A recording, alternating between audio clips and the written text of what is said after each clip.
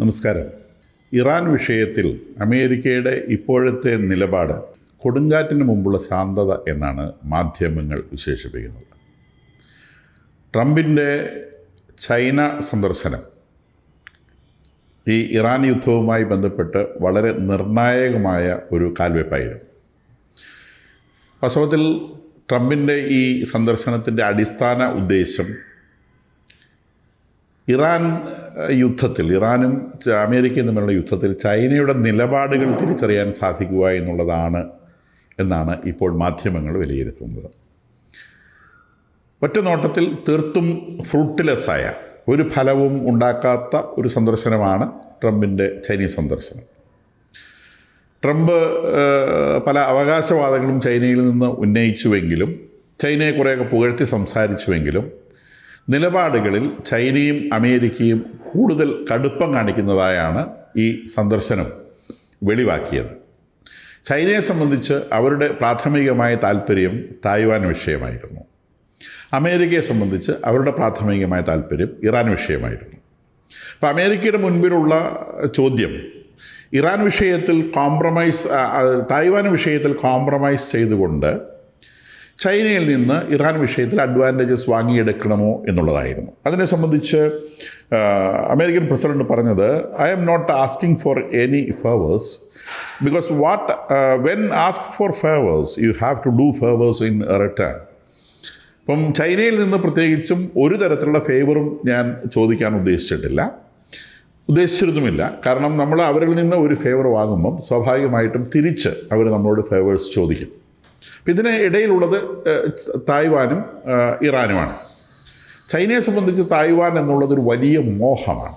അത് തായ്വാനെ കീഴ്പ്പെടുത്തി സ്വന്തമാക്കുക എന്നുള്ളത് ചൈനയെ സംബന്ധിച്ചൊരു മോഹവും ഒരു അഭിമാന പ്രശ്നവുമാണ്. നമുക്കറിയാവുന്നതുപോലെ 1948 ചൈനയിൽ കമ്മ്യൂണിസ്റ്റ് പാർട്ടി രക്തരൂക്ഷ വിപ്ലവത്തിലൂടെ അധികാരത്തിൽ വരുമ്പോൾ അന്ന് ചൈനയിലുണ്ടായിരുന്ന ഒഫീഷ്യൽ ഗവൺമെൻറ് പലായനം ചെയ്തത് തായ്വാനിലേക്കാണ്. തായ്വാനിലിരുന്നു കൊണ്ട് അവർ ഓപ്പറേറ്റ് ചെയ്യുന്നു. ചൈനയുടെ ഈ കമ്മ്യൂണിസ്റ്റ് ഗവൺമെൻറ് അവിടെ അധികാരം ഏറ്റെടുത്തുവെങ്കിലും UN ചൈനയെ അംഗീകരിക്കാൻ തയ്യാറായില്ല. അത് അമേരിക്കയുടെയും മറ്റു രാജ്യങ്ങളുടെയും ഒക്കെ ആൻറ്റി കമ്മ്യൂണിസ്റ്റ് താല്പര്യങ്ങളുടെ ഭാഗമായി അത് അംഗീകരിക്കാൻ തയ്യാറായി. പിന്നീട് ഏകദേശം 10-12 വർഷങ്ങൾക്ക് ശേഷം ഇന്ത്യ അടക്കമുള്ള രാജ്യങ്ങളുടെ നിർബന്ധത്തെ തുടർന്നാണ് UN ചൈനയെ അംഗീകരിച്ചത്. ആ ഇന്ത്യക്കിട്ട് ചൈന പണി തന്ന കാര്യമൊക്കെ നമുക്കറിയാം. അപ്പം അന്ന് മുതൽ ചൈനയുടെ ഒരു മോഹമാണ് ഈ തായ്വാനെ കീഴടക്കുക എന്നുള്ളത്. പക്ഷേ തായ്വാനെ എക്കാലത്തും അമേരിക്ക പ്രൊട്ടക്റ്റ് ചെയ്തിരുന്നു. അത് ഓപ്പൺ ആയിട്ടല്ല, ഒളിവിലാണ് അത് ചെയ്തിട്ടുള്ളത്. ജപ്പാൻ്റെയൊക്കെ സഹകരണത്തോടു കൂടിയാണ് ഈ സംഗതി ചെയ്തിട്ടുള്ളത്. അപ്പോൾ ഈ പ്രൊട്ടക്ഷൻ എത്രത്തോളം അയച്ചെടുക്കാൻ സാധിക്കും, അല്ലെങ്കിൽ അമേരിക്കൻ പ്രൊട്ടക്ഷനിൽ നിന്ന് തായ്വാനെ വിടുത്തിയെടുക്കാൻ സാധിക്കുമോ എന്നുള്ളതാണ് ചൈനയുടെ നോട്ടം. അപ്പോൾ ഇറാൻ പോലത്തെ ഒരു താൽക്കാലിക വിഷയത്തിൻ്റെ പേരിൽ ഈ തായ്വാൻ പോലത്തെ വളരെ ദീർഘകാല പ്രാധാന്യമുള്ളൊരു വിഷയം അമേരിക്ക വിട്ടുകളയാൻ ശേഷം തയ്യാറായില്ല എന്നാണ് ഇതിൽ നമ്മൾ മനസ്സിലാവുന്നത്. ഇപ്പോൾ അമേരിക്കൻ കോൺഗ്രസ് ഇപ്പോൾ തായ്വാനെ വലിയ ഒരു ആയുധ കച്ചവടത്തിൻ്റെ ഒരു സംഗതി പാസ്സാക്കി വെച്ചിരിക്കണം. വലിയ തോതിലൊരു ആയുധം കൊടുക്കാൻ വേണ്ടി തയ്യാറായി നിൽക്കുകയാണ്, വലിയ എമൗണ്ടിനുള്ളത്. അപ്പോൾ അമേരിക്കൻ പ്രസിഡന്റ് പോകുന്നതിന് മുമ്പ് തന്നെ കോൺഗ്രസ് പാസ്സാക്കിയതാണ്. അപ്പോൾ അതിനെ സംബന്ധിച്ച് ട്രംപ് പറഞ്ഞ് ഞാൻ ഉൾപ്പെടുന്നതിനെക്കുറിച്ച് ആലോചിക്കുന്നതേ ഉള്ളൂ എന്ന് പറഞ്ഞിട്ടാണ് അദ്ദേഹം ചൈനയിലേക്ക് പോയത്. അപ്പം അതിനെ സംബന്ധിച്ച് ചൈനയിലുണ്ടായ സംസാരങ്ങൾ എന്താണ് എന്നതിനെ സംബന്ധിച്ച് യാതൊരു സൂചനയും പുറത്തു വന്നിട്ടില്ല. കമ്പൈൻഡ് പത്രസമ്മേളനത്തിൽ ചൈനീസ് പ്രസിഡന്റ് സി പറഞ്ഞത് തായ്വാനാണ് ഏറ്റവും പ്രധാനപ്പെട്ട വിഷയം. അത് തായ്വാനെ ഏതെങ്കിലും തരത്തിൽ സൈനികവൽക്കരിക്കാൻ അമേരിക്ക ശ്രമിച്ചു കഴിഞ്ഞാൽ അത് അമേരിക്കയും ചൈനയും തമ്മിലുള്ള എല്ലാ നയതന്ത്ര ബന്ധങ്ങളും ഇല്ലാതാക്കും. മാത്രമല്ല, ഒരുപക്ഷെ അത് യുദ്ധത്തിലേക്ക് പോലും നയിച്ചേക്കാം, ഒരു വലിയ കോൺഫ്ലിക്റ്റിലേക്ക്, ലോകം മുഴുവൻ ഇൻവോൾവ് ചെയ്യുന്ന ഒരു യുദ്ധത്തിലേക്ക് പോലും നയിച്ചേക്കാം എന്നാണ് സി അതിനെക്കുറിച്ച് പറഞ്ഞത്. അമേരിക്കൻ പ്രസിഡന്റ് അതിനെക്കുറിച്ച് പ്രതികരിക്കാനൊന്നുമില്ല. നേരെ മറിച്ച് ഇറാനെ സംബന്ധിച്ച് ചൈനയുടെ ഭാഗത്തുണ്ടായ പ്രതികരണം, ഹോർമുസ് തുറക്കപ്പെടണം, ഹോർമുസ് ഷുഡ് ബി ഓപ്പൺ എന്നാണ് അവർ പറഞ്ഞത്. ഹോർമുസ് തുറക്കപ്പെടണം. മറ്റ് കാര്യങ്ങളെക്കുറിച്ചൊന്നും അവർ പറഞ്ഞില്ല. തുറക്കപ്പെടുക എന്നുള്ളത് ഇറാൻ തുറന്നു തരണമെന്നാണോ, അല്ല അമേരിക്ക ഫോഴ്സിബിളായിട്ട് തുറക്കണമെന്നാണോ, ലോകമെല്ലാം കൂടി തുറക്കണമെന്നാണോ, ചൈന അത് തുറക്കുമെന്നാണോ, അങ്ങനെയൊന്നും പറഞ്ഞില്ല. അത് തുറക്കണം എന്ന് മാത്രമാണ് അവർ പറഞ്ഞത്. അപ്പോൾ അതേ മീറ്റിങ്ങിൽ വെച്ച് ചൈനീസ് പ്രസിഡന്റിൻ്റെ സാന്നിധ്യത്തിൽ തന്നെ ട്രംപ് പറഞ്ഞു, ഇറാനെ സംബന്ധിച്ച് ന്യൂക്ലിയർ പവർ ഉള്ള ഒരു രാജ്യമാവരുത്, അല്ലെങ്കിൽ ന്യൂക്ലിയർ ബോംബ് പ്രോസസ് ചെയ്യുന്ന ഒരു രാജ്യമാവരുത് എന്ന് ചൈനയ്ക്ക് അഭിപ്രായമുണ്ട്. അതാണ് ചൈനയുടെ അഭിപ്രായം എന്ന് പറഞ്ഞു. കൂടാതെ അദ്ദേഹം പറഞ്ഞു, ചൈന ഇറാന് ആയുധങ്ങൾ നൽകുകയില്ല എന്ന് സമ്മതിച്ചിട്ടുണ്ട് എന്നും പറഞ്ഞു. സി അതിനെക്കുറിച്ച് പോസിറ്റീവായോ നെഗറ്റീവായോ കമൻ്റ് ചെയ്തില്ല. അപ്പോൾ തായ്വാനുമായി ബന്ധപ്പെട്ട വിഷയങ്ങളെ സംബന്ധിച്ച് പോസിറ്റീവ് ഓർ നെഗറ്റീവ് കമൻറ്റ്സ് ട്രംപിൻ്റെ ഭാഗത്തുനിന്നുണ്ടായില്ല. ഇറാനെ സംബന്ധിച്ചുള്ള കാര്യങ്ങളിൽ പോസിറ്റീവ് ഓർ നെഗറ്റീവ് കമൻറ്റ്സ് ചൈനയുടെ ഭാഗത്തുനിന്നുണ്ടായില്ല. എന്തായാലും ട്രംപ് തിരിച്ചു പോകുന്നതിന് ശേഷം ചൈനയുടെ ഫോറിൻ മിനിസ്ട്രി പുറത്തിറക്കിയ ഒരു സ്റ്റേറ്റ്മെൻറ്റ് പ്രകാരം ഈ യുദ്ധം തുടങ്ങേണ്ടിയിരുന്നില്ല എന്ന ഒരു നിലപാടാണ് ചൈന വ്യക്തമാക്കിയത്. എന്ന് പറഞ്ഞാൽ അവർ തുടങ്ങി വെച്ചാൽ അവർ തന്നെ തീർത്തോട്ടെ എന്നുള്ളൊരു നിലപാടാണ് ചൈനയ്ക്കുള്ളത് എന്നാണ് നമുക്ക് മനസ്സിലാക്കേണ്ടത്. അപ്പം ആ ഒരു സെൻസിൽ അത് ഒരു ഫ്രൂട്ട്ലെസ് ആയിട്ടുള്ള സന്ദർശനമായിട്ടാണ് പുറമേ നിന്ന് നോക്കുന്നത് നമുക്ക് മനസ്സിലാവുക. അമേരിക്ക എന്താണ് ഉദ്ദേശിച്ചത് എന്നുള്ളതിനെ സംബന്ധിച്ച് അവർക്ക് മാത്രമേ അറിയത്തുള്ളൂ. എന്തായാലും ശരി, ഇതാണ് ചൈനീസ് സന്ദർശനത്തിൻ്റെ നമ്മൾ പുറത്തേക്ക് കാണുന്ന ഒരു പിക്ചർ എന്ന് പറയുന്നത്. എന്തായാലും തായ്വാൻ്റെ വെപ്പൺ പാക്കേജ്, തായ്വാന് ആയുധങ്ങൾ കൊടുക്കാനുള്ള ആ ഒരു നീക്കത്തിൽ നിന്ന് അമേരിക്ക പിന്മാറുന്നില്ല എന്നാണ് അതിനുശേഷം ഈ ട്രംപിൻ്റെ സന്ദർശനത്തിന് ശേഷമുള്ള വാഷിങ്ടൻ്റെ പ്രതികരണങ്ങളിൽ നിന്ന് മനസ്സിലാവുന്നത്. തീർച്ചയായിട്ടും അത് ചൈനയെ വല്ലാതെ പ്രകോപിപ്പിക്കാൻ സാധ്യതയുള്ള സംഗതിയാണ്. കാരണം അവർ തായ്വാൻ വിഷയത്തെയാണ് ദി മോസ്റ്റ് ഇമ്പോർട്ടൻറ്റ് എന്ന് അവർ പറയുന്നത്. മിസ്ഹാൻഡിൽ ചെയ്യരുത് എന്ന് അവർ അമേരിക്കയ്ക്ക് ഒരു ഉപദേശവും കൊടുത്തിട്ടുണ്ട് എന്നുള്ളത് മനസ്സിലാക്കണം. എന്തായാലും ട്രംപ് പറയുന്ന അതിനെ സംബന്ധിച്ചുള്ള തീരുമാനങ്ങൾ വരുന്നതേ ഉള്ളൂ എന്നാണ്. ഈ തായ്വാൻ്റെ ഫോറിൻ മിനിസ്റ്റർ പറഞ്ഞത് ഞങ്ങൾ US-ഉമായിട്ടുള്ള ബന്ധം കൂടുതൽ ഊഷ്മളമാക്കുകയാണ്. US തായ്വാൻ റിലേഷൻ തായ്വാൻ്റെ ഫോറിൻ മിനിസ്റ്ററാണ് പറഞ്ഞത്. ഈ സന്ദർശനത്തിൻ്റെ പശ്ചാത്തലത്തിലാണ് അദ്ദേഹത്തെ പറഞ്ഞത്. ഞങ്ങൾ US-ഉമായിട്ടുള്ള ഈ ബന്ധം കൂടുതൽ ഊഷ്മളമാക്കുകയാണ്, citing the increasing regional risk. തങ്ങളുടെ അയൽപ്പക്കത്തു നിന്നുള്ള ഭീഷണി കൂടുതൽ ശക്തമാകുന്നതിനനുസരിച്ച് അമേരിക്കയുമായുള്ള ബന്ധം ഞങ്ങൾ കൂടുതൽ ശക്തമാക്കുകയാണ് എന്നാണ് തായ്വാൻ്റെ ഭാഗത്തു നിന്ന് ഉണ്ടായിട്ടുള്ള പ്രതികരണം. അപ്പോൾ സ്വാഭാവികമായിട്ടും അത് അമേരിക്ക അതിനെയൊന്നും നിഷേധിച്ചിട്ടില്ല. അപ്പോൾ അത് ശരിയാണ് എന്ന് വേണം നമ്മൾ വിചാരിക്കാൻ. എന്തായാലും ശരി, ട്രംപിൻ്റെ ടീം അവിടെ പോയി, ട്രംപ് അടക്കമുള്ള ആളുകൾ അവിടെ നിന്ന് കിട്ടിയ സമ്മാനങ്ങൾ, മെമൻറ്റോകൾ, അതുപോലെ ഈ കഴുത്തിൽ തൂക്കാൻ വേണ്ടി ലഭിക്കുന്ന ടാഗുകൾ, ഇതുപോലുള്ള എല്ലാ സാധനവും ചൈനയിലെ എയർപോർട്ടിലെ വേസ്റ്റ് ബിന്നിൽ ഇട്ടിട്ടാണ് പോകുന്നത് എന്ന് വാർത്തകൾ പുറത്തു വരുന്നുണ്ട്. കാരണം ഇവർ ഈ ചൈന ഇത്തരം വല്ല സ്പൈയിങ്ങിന് ആവശ്യമായിട്ടുള്ള ചിപ്പുകളോ അല്ലെങ്കിൽ ക്യാമറകളോ വല്ലതും ഇതിൽ സ്ഥാപിച്ചിട്ടുണ്ടോ എന്നുള്ള സംശയം കൊണ്ടായിരിക്കണം ട്രംപ് ടീമിലുണ്ടായിരുന്ന എല്ലാവരും ചൈനയിൽ നിന്ന് കിട്ടിയ മുഴുവൻ സാധനവും ചൈനയിലെ വെസ്റ്റ് ബീനിൽ എറിഞ്ഞിട്ട് പോന്നു എന്ന വാർത്തകൾ പുറത്തു വരുന്നുണ്ട്. ഇതിൻ്റെ ഫോട്ടോസൊക്കെ എടുത്ത് ആളുകൾ ഇടുന്നുണ്ട്. ശരിയാണോ തെറ്റാണോ എന്ന് അറിയാൻ പാടില്ല. എന്തായാലും അമേരിക്കയിൽ ഇതിനെ സംബന്ധിച്ച് അല്ലെങ്കിൽ ചൈനയിൽ ഇതിനെ സംബന്ധിച്ച് ഒഫീഷ്യലായിട്ടുള്ള പ്രതികരണങ്ങളൊന്നും വന്നിട്ടില്ല. നമുക്കറിയുന്നത് പോലെ നെതന്യാഹു അദ്ദേഹം ഉപയോഗിക്കുന്ന ഫോണിൻ്റെ ക്യാമറ എപ്പോഴും ഒരു ടേപ്പ് കൊണ്ട് മറച്ചിട്ടാണ് കൊണ്ട് നടക്കുന്നുള്ളത് നമുക്കറിയാം. അപ്പോൾ ഈ ഫോണിലേക്കുള്ള ആക്സസ് ഡിനൈ ചെയ്യാൻ വേണ്ടിയാണ് അങ്ങനെ ചെയ്യുന്നതെന്നാണ് നെതന്യാഹു പറയുന്നത്. എന്തായാലും ശരി, അമേരിക്കൻ ടീമിൽപ്പെട്ട ആളുകൾ, ട്രംപ് അടക്കമുള്ള ആളുകൾ അവരുപയോഗിക്കുന്ന അവരുടെ പേഴ്സണൽ ഫോണുകളൊന്നും ചൈനയിലേക്ക് കൊണ്ടുപോയിട്ടില്ല. താൽക്കാലിക സിം കാർഡുകൾ മാത്രം എടുത്തിട്ടാണ് ചൈനയിലേക്ക് പോയിട്ടുള്ളത്. അപ്പോൾ ചൈനയെ അവർ അത്രത്തോളം അവിശ്വസിക്കുന്നു എന്നുള്ള ഒരു സംഗതിയാണ് ഇതിൽ നിന്ന് മനസ്സിലാവുന്നത്. അപ്പോൾ ഈ സംഗതിക്ക് ഇതിൻ്റെ ബാക്ക്ഡ്രോപ്പുകൾ കാര്യമായിട്ട് വരുന്നുണ്ട്. നമ്മൾ പറഞ്ഞു, ചൈനയിൽ ട്രംപിൻ്റെ സന്ദർശനം നടക്കുമ്പോൾ തന്നെ ഇറാൻ്റെ ഷോ ഇവിടെ നടത്തുന്നുണ്ട്. ഇസ്രായേലിൻ്റെ പണിയോട് ഉഷാറായിട്ട് നടത്തുന്നുണ്ട്. വാസ്തവത്തിൽ ഇത് ഇസ്രായേൽ ഇറാൻ യുദ്ധമാണ്. അമേരിക്ക അതിലൊരു ലീഡിംഗ് പവറും ദീർഘകാല അടിസ്ഥാനത്തിൽ അമേരിക്ക ഭീഷണിയാവും എന്നുള്ളത് കൊണ്ടും ഇസ്രായേൽ അവരുടെ ക്ലോസ് അലൈ ആയതുകൊണ്ടും ഈ യുദ്ധത്തിൽ മുന്നിട്ട് നിൽക്കുന്ന അമേരിക്കയാണെന്ന് മാത്രം. വാസ്തവത്തിൽ this tug of war is between Israel and Iran. അപ്പം ഈ യുദ്ധത്തിൽ ഇറാന് ഈ ദിവസങ്ങളിൽ ഈ ട്രംപിൻ്റെ സന്ദർശനം കഴിഞ്ഞതിന് ശേഷം വീണ്ടും ഗൾഫ് രാജ്യങ്ങളെ ആക്രമിച്ചിട്ടുണ്ട്. 3 ഡ്രോണുകൾ യുണൈറ്റഡ് അറബ് എമിറേറ്റ്സിൽ എത്തിയിട്ടുണ്ട്. അതിൻ്റെ ഡയറക്ഷൻ അത് പടിഞ്ഞാറ് നിന്ന് വന്നു എന്ന നിലയിലാണ്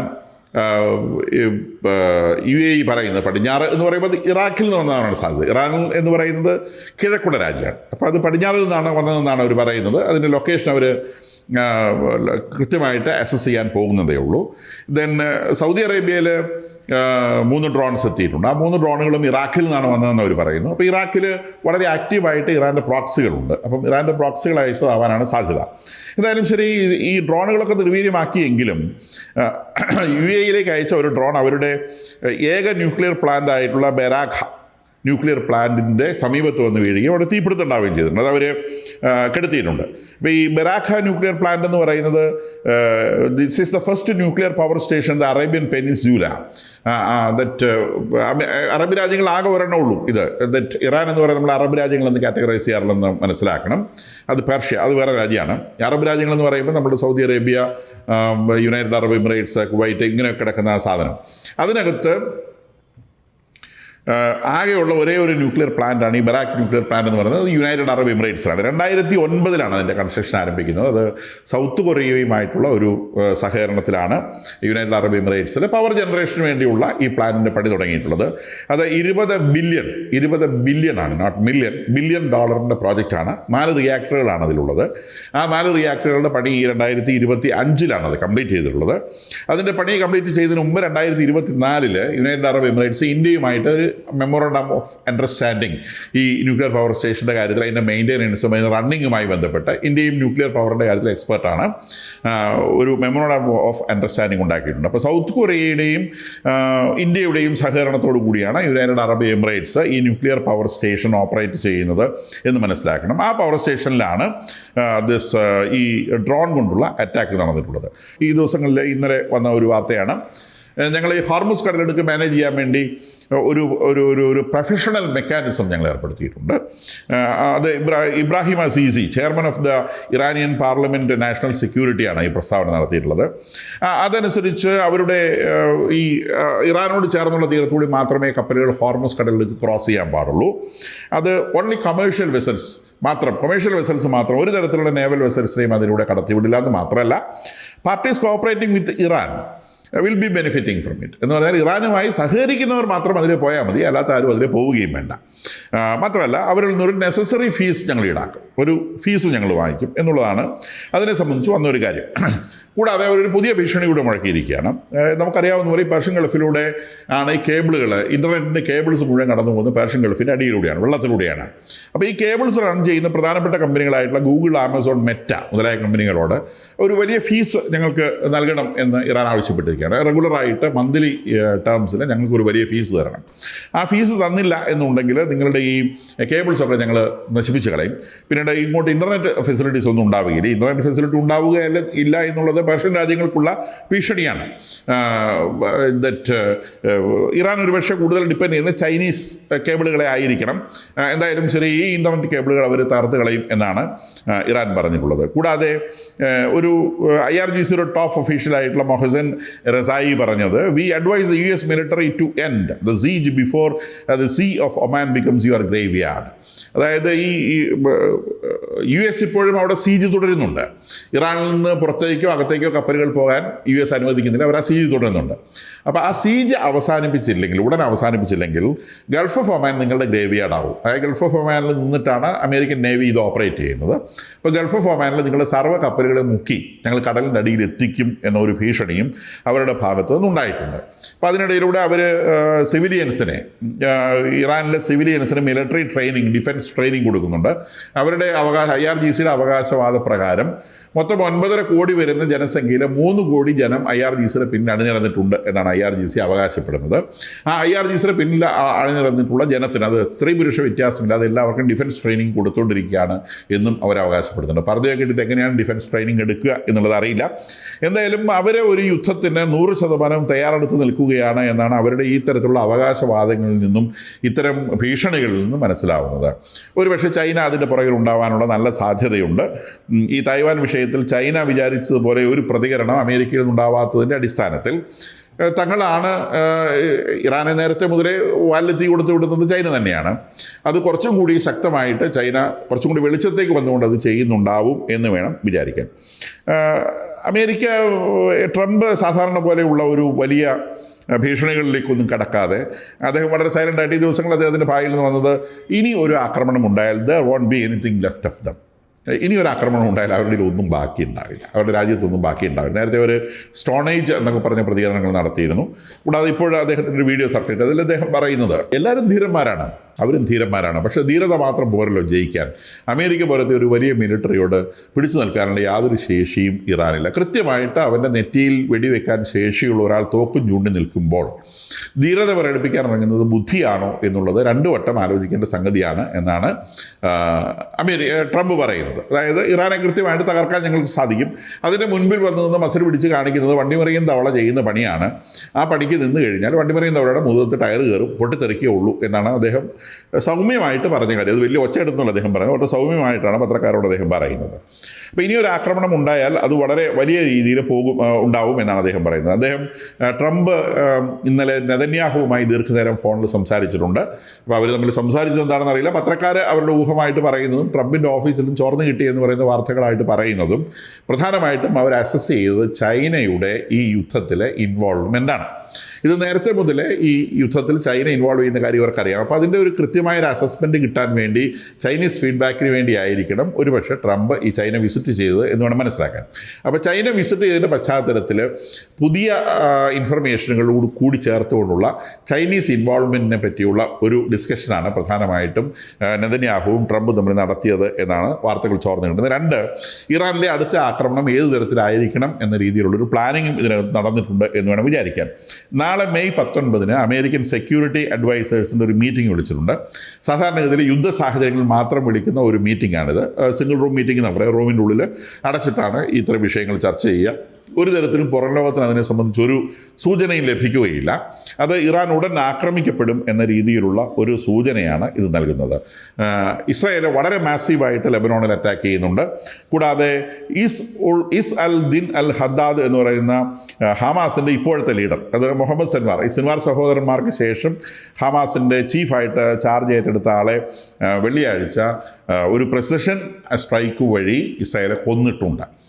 ഹമാസിൻ്റെ അവസാനത്തെ സീനിയർ കമാൻഡേഴ്സിൽ ഏറ്റവും അവസാനം ഉണ്ടായിരുന്ന ആളാണ് ഇയാൾ ഒക്ടോബർ 7 ആക്രമണം, 2023 ഒക്ടോബർ 7 ആക്രമണം ആസൂത്രണം ചെയ്ത ഏറ്റവും പ്രധാനികളിലൊരാളാണ്. ബാക്കിയുള്ളവരൊക്കെ കൊന്നു തീർത്തു. ഇതിനകത്ത് കിട്ടാനുണ്ടായിരുന്ന ഒരാൾ ഇദ്ദേഹമായിരുന്നു. ഇദ്ദേഹത്തെ ഇന്നലെ അദ്ദേഹത്തിൻ്റെ ഒളിയിടത്തിൽ പോയി കൊന്നിട്ടുണ്ട്. കൂടാതെ ഇദ്ദേഹമാണ് ഈ ഗാസ റീജിയനിലെ ഹമാസിൻ്റെ ഭരണം ഇമ്പോസ് ചെയ്തിരുന്നത്. അപ്പം ഇദ്ദേഹത്തെ കൊല്ലുന്നതോടെ ഗാസയിലെ ജനത്തിനും ചെറിയൊരു സമാധാനം ലഭിക്കാൻ സാധ്യതയുണ്ട്. കാരണം ഈ ഹമാസിൻ്റെ ബൂട്ട് അതിശക്തമായിട്ട് ഗാസയിൽ പ്രയോഗിച്ചിരുന്നത് ഈ മുഹമ്മദ്, ദാറ്റ് ഇസ് അൽ ദിൻ അൽ ഹദ്ദാദ് എന്ന് പറയുന്ന ആളാണ്.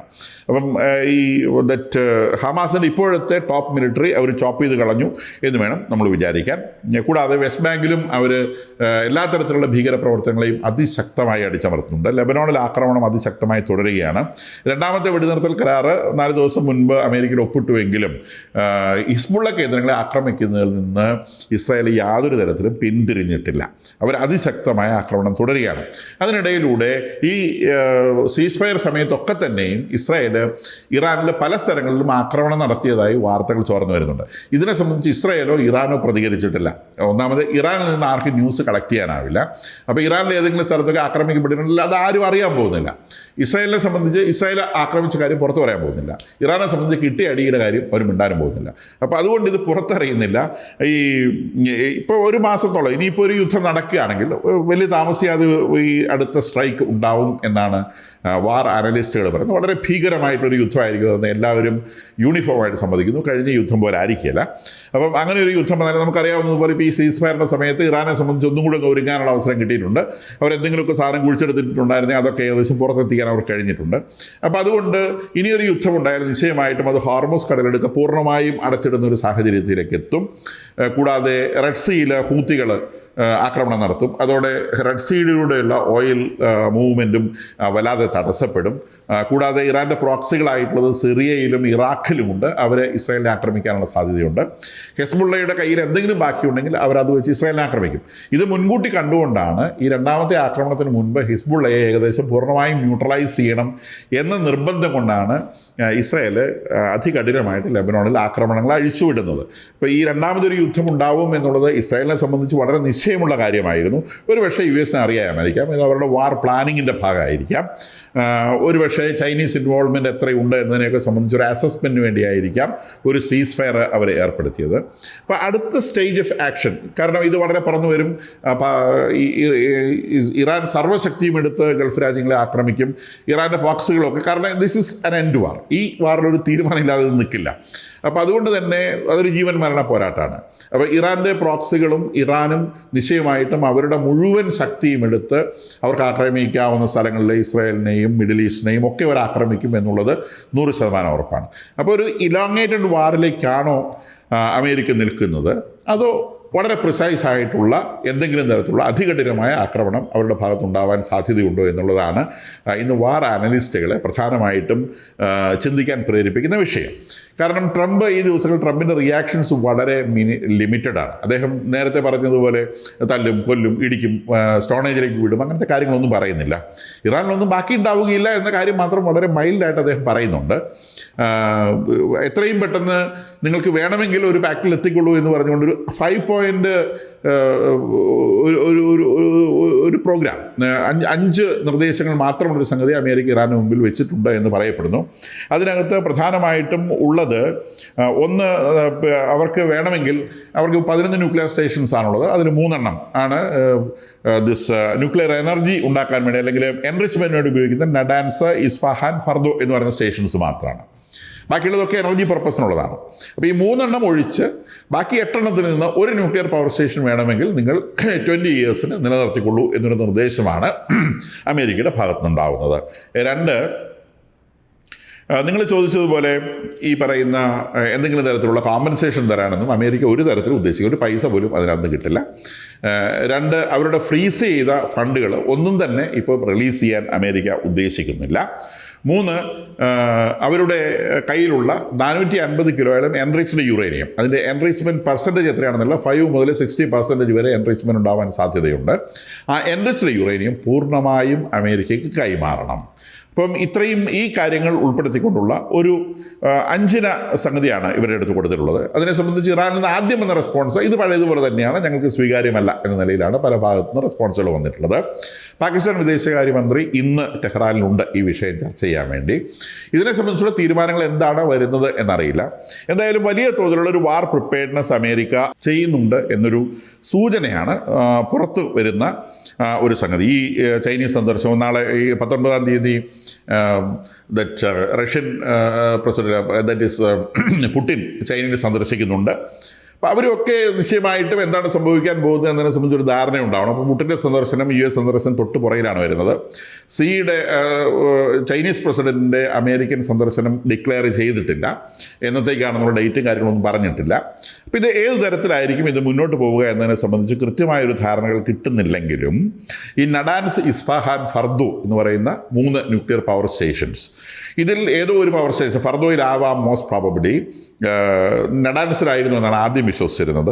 ഇപ്പോൾ കൂടുതൽ പറയപ്പെടുന്ന ഫർദോയിലാണ് അണ്ടർഗ്രൗണ്ട് ഈ ന്യൂക്ലിയർ ഫ്യൂവൽ കുഴിച്ചിട്ടുള്ളത് എന്നാണ് പറയുന്നത്. അത് ടെഹ്റാനിൽ നിന്ന് വെറും 100 കിലോമീറ്റർ മാത്രം അകലെയുള്ളൊരു സ്ഥലമാണ്.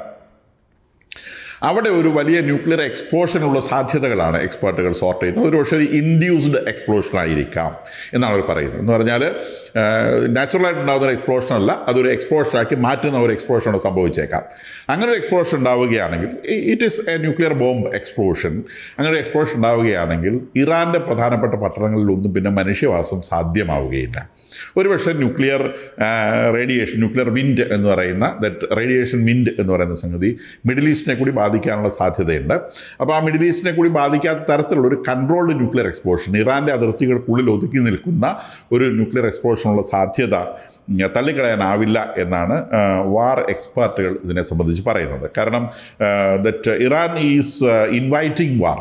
നേരത്തെ പറഞ്ഞതുപോലെ അവരുടെ ഭാഗത്തുനിന്ന് ഓരോ പ്രവർത്തനവും ഒരു വാറിനെ, ഒരു തീവ്രമായൊരു യുദ്ധത്തെ ഇൻവൈറ്റ് ചെയ്യുന്ന തരത്തിലാണ് അവർ പ്രതികരിക്കുന്നത്. അതുകൊണ്ടാണ് ട്രംപ് പറയുന്നത് എല്ലാവരും ശക്തരാണ്, എല്ലാവരും ധീരരാണ്, പക്ഷേ എല്ലാവരും ഒരുപോലെ ശക്തരല്ല. ധീരതയുണ്ട് എന്ന് കരുതി ഈ തോക്കിൻ്റെ മുമ്പിൽ, നെറ്റിയുടെ നേരെ പിടിച്ചിരിക്കുന്ന തോക്കിൻ്റെ മുമ്പിൽ ഒന്ന് ധൈര്യം കാണിക്കാൻ നിൽക്കുന്നത് മണ്ടത്തരമാണ് എന്ന് അദ്ദേഹം സൂചിപ്പിക്കുന്നു. പക്ഷേ ഇതൊരു ആത്മഹത്യാ സ്ക്വാഡാണെന്നും അവരെ സംബന്ധിച്ച മരണം എന്ന് പറയുന്നത് അവർ കൂടുതൽ ആഗ്രഹിക്കുന്ന ഒരു കാര്യമാണെന്നും ഒരുപക്ഷെ ട്രംപിന് മനസ്സിലാകാതെ പോകുന്ന ഒരു സംഗതിയാണ്.